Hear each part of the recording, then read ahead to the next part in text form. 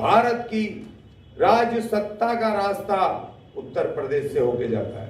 बहन जी को हम शक्ति देंगे, कोई नहीं लड़ेगा SC ST का दूसरा, हम बहन जी को शक्ति देंगे और अपने अपने जातियों के लोगों को बोले आंख मूंद लो। भले ही बहन जी ने हमें ना पूछा हो, भले ही बहन जी ने हमें कोई टिकट ना दी हो, भले ही बहन जी ने संगठन में हमें कोई जगह ना दी हो, भले ही बहन जी हमारे घर ना आए, भले ही हमारे इलाके में प्रचार ना करे, मगर आंख मूंद के 2024 में यूपी में हाथी का बटन दबा दो तो हम इन मनुवादियों को परास्त करने में कामयाब हो। मनुवादियों को वोट देने का मतलब है अपने पैरों पे अपने आत्महत्या करना, अपने संविधान को, अपने भारत के स्टेटस को खत्म करवाना। मनुवादी सपने सजाए बैठे हैं, नया संसद बना रहे हैं, उससे बाबा साहब को आउट करेंगे, नए संविधान बना रहे, नए संविधान से ये उस पर शपथ लेने के चक्कर में, नई संसद में नए संविधान से शपथ लेने के चक्कर में है। और कहीं हमारी रणनीति सफल हो गई तो पता चले नई संसद में बहन मायावती जी प्रधानमंत्री की शपथ पुराने संविधान से ले लें। बहुत बढ़िया।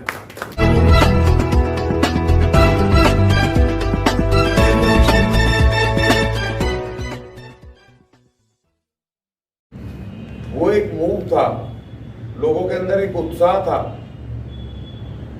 और अनुसूचित जाति जनजाति के लिए, खासतौर पे उन लोगों के लिए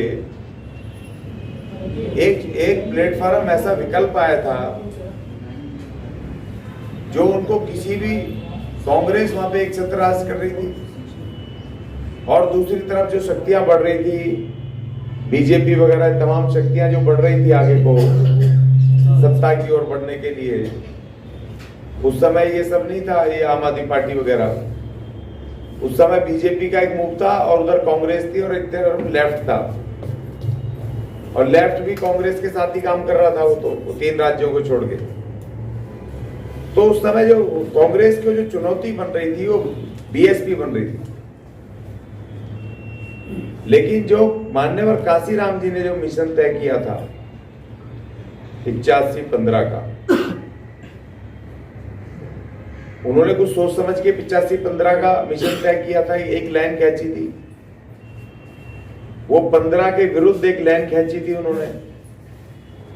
तो मान्यवर जी के जाने के बाद या उनके अनएक्टिव होने के बाद, राजनीति में बीमार होने के बाद, जो वो 15% के विरुद्ध जो चेतावनी थी, 15% के विरुद्ध जो मूवमेंट था, वो जो हमारी सीनियर लीडरशिप थी BSP की, उनमें से उन लोगों को 15% के लोगों को वेलकम करके वहां चूक हो गई। और ये चूक आज की नहीं है, ये चूक बृहदत्त ने भी की थी। मौर्य सम्राट, अंतिम मौर्य सम्राट बृहदत्त, उसने भी इसी तरह पुष्यमित्र शुंग को, एक ब्राह्मण पुष्यमित्र शुंग को उसने अपना वजीर उसको बना दिया और उसने पुष्यमित्र शुंग को ही सोते हुए उसी को मर्डर कर दिया, मार के, और पूरा शासन कब्जा कर लिया। और जो इस देश में मौर्य, जो हमारा साम्राज्य था, वो छीन करके, कब्जा करके फिर हमारी गुलामी वहां से शुरू हो गई। और जो हमारा महान मूवमेंट आज BSP के रूप में था, जो मान्यवर काशीराम जी के सपनों का, जो भारत बनाना चाहते थे, 85% की सरकार इस देश के अंदर सत्ता देखना चाहते थे, जिसके प्रयास चल रहे थे और जो सफलता की ओर बढ़ते हुए दिखाई भी दे रहे थे, वो चूक वहां हो गई कि जो 15% के विरुद्ध जो नारा था, उन 15% में से ला करके उस लीडरशिप में, एक्टिव लीडरशिप में उनको मौका दे दिया। और आज वही हालत हो गई जो मौर्य साम्राज्य की हुई थी कि आज वो BSP पतन के रास्ते पर बिल्कुल नीचे आ गई। काशीराम जी की वो जो लाइन थी ना, विचार, और जो उनका घोषणा, मैनिफेस्टो, कार्यक्रम, पूरा सोच समझ के, उन्होंने सबकी बात नहीं करी थी। उनका मूवमेंट ही 85-15 के खिलाफ था, 85-15 का था, 15 के खिलाफ 85 की सरकार है। तो इसलिए वो बीएसपी कहीं ना कहीं चूक हो गई। और प्लस एक चूक ये हो गई, बहन जी ने एक बार जब फुल फ्लैश सरकार बनाई थी तो उत्तर प्रदेश में उन्होंने सामाजिक इंजीनियरिंग, सोशल इंजीनियरिंग की थी, याद होगा, खूब चर्चा का विषय बना था। सोशल इंजीनियरिंग किसके साथ? 15% के लोगों के साथ, ब्राह्मणों के वोट के चक्कर में, ठाकुरों के वोट के चक्कर में, मुस्लिमों के वोट के चक्कर में, सबके साथ सोशल इंजीनियरिंग हो गई। मगर वहां चूक ये हो गई, वो सत्ता तो आ गई एक बार, मगर चूक ये हो गई कि जो शेड्यूल लिस्ट है यूपी में, जो 66 जातियां शेड्यूल्ड हैं, और वहां पर जो एसटीज हैं उनके साथ सोशल इंजीनियरिंग नहीं की। अब उसका खामियाजा ये हो गया कि सिर्फ यूपी में नहीं, पूरे भारत में भी बीएसपी ने सोशल इंजीनियरिंग एससी एसटी के साथ नहीं की। और तीसरी सबसे बड़ी चूक ये हो गई बीएसपी की, आज जो हमें वाल्मीकि सरकार क्यों चिल्लाना पड़ रहा, हमारे भाई बोल रहे हैं, वो समझ तो रहे हैं इस बात को कि क्यों। उन्होंने कह भी दिया ये जाति का मामला नहीं है कि हम वाल्मीकि जाति की सरकार बनाना चाहते हैं। हमें आज मजबूर होके इसलिए कहना पड़ा, हम कांग्रेस को ढोते रहे 60 साल एक तरफा, हमारे मास्टर जी बैठे आज भी कहेंगे हम कट्टर कांग्रेसी हैं, ऐसे बहुत सारे हमारे मिल जाएंगे समाज के। एक तरफा ढोते रहे 60 साल कांग्रेस को हम, जब कांग्रेस से कुछ हासिल नहीं हुआ तो बीजेपी को भी बहुत सारे ढोरे हमारे आज भी ढोरे हैं। और अब झाड़ू लेके मायावी लाला को ढोने लग गए हमारे लोग झाड़ू के चक्कर में। लेकिन जो रिप्रेजेंटेशन हमें मिलना चाहिए था, हिस्सेदारी, सरकार में नहीं, सरकार तो बहुत बात की बात होती है, टिकट विधायक फलाने ढिकड़े तो बहुत बात की बात है। सबसे पहले रिप्रेजेंटेशन, हिस्सेदारी जो संगठन में मिलनी चाहिए, संगठन के कार्यकारिणी की मुख्य लीडरशिप में मिलनी चाहिए, वो हमें किसी ने भी नहीं दी। भाई वो मनुवादी तो देंगे नहीं, अपने बराबर कैसे बिठाएंगे। मगर जो हमारी अपनी बहुजन जो राजनीति खड़ी हुई, उस राजनीति में भी वाल्मीकियों का कहीं पर लीडरशिप में नामो निशान कहीं पर नहीं। कहीं गली का कोई प्रधान भी नहीं भाई। हम अपनी बात कैसे कहेंगे? अनुसूचित जाति में भी जितनी जातियां शेड्यूल्ड है ना, जो मनुवादियों ने पैसे थोपे थे उनके ऊपर, परंपरागत थोपे पैसे, उन पेशों के आधार पर भी सभी अनुसूचित जातियों की तकलीफें अलग हैं, उनकी मांग अलग है, उनकी समस्याएं अलग हैं। अब चमार जाति का जो काम है वो वाल्मीकि जाति का नहीं है, जो वाल्मीकि जाति का काम है वो खटीक जाति का नहीं है, जो खटीक जाति का काम है वो रायगढ़ जाति का नहीं है। सासी का अलग है, पासी का अलग है, उनकी मांग भी अलग है, तकलीफ भी अलग है, उनका निदान भी अलग है। तो जब आप उनको संगठन में नहीं दोगे मौका, उस कार्यकारिणी में बैठने का मौका नहीं दोगे, जिस कार्यकारिणी में बैठ करके जो मैनिफेस्टो बनना है, उस मैनिफेस्टो में चर्चा में अगर वो शामिल नहीं होगा तो उसकी मांग, डिमांड कैसे वहां पर पहुंचेगी? और जब उसकी मांग डिमांड नहीं पहुंचेगी तो उसका निदान भी नहीं होगा। अभी हमने यह मीटिंग बुलाई, हमने तमाम एक आदमी को बुलवाया। अगर हम सेलेक्टिव लोगों को बुलाते, भाई इनको बुलाओ, उनको बुलाओ, उनको मत बुलाओ, तो ये अन्याय होता। ये जितने लोग आए अपना घर बार छोड़कर, सबसे पहले संगठन में हिस्सेदारी। हमें वाल्मीकि सरकार क्यों चिल्लानी पड़ रही है? क्योंकि हमें अपनी सरकार, अपने राजनीतिक संगठन में भी, हमें संगठन में ही मौका नहीं मिला।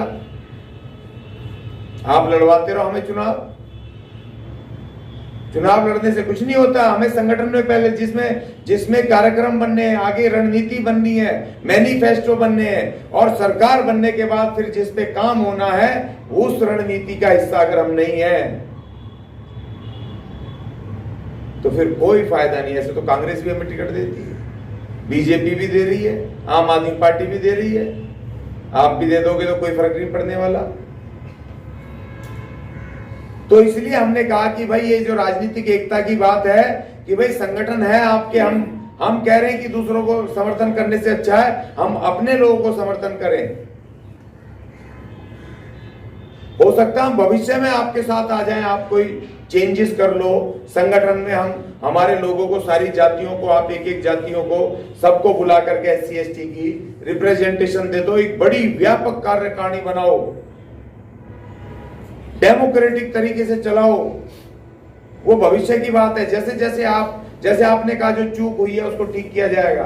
अगर उन चूकों को, गलतियों को अगर दुरुस्त करोगे भविष्य के साथ, तो हो सकता है कि हम सारे वाल्मीकि सरकार छोड़ के, धोबी सरकार छोड़ के, खटीक सरकार छोड़ के, हम हो सकता है हम एक ही साथ मिल जाए। लेकिन जब तक वो पॉसिबल नहीं है, जब तक हमारे कड़वे अनुभव हैं,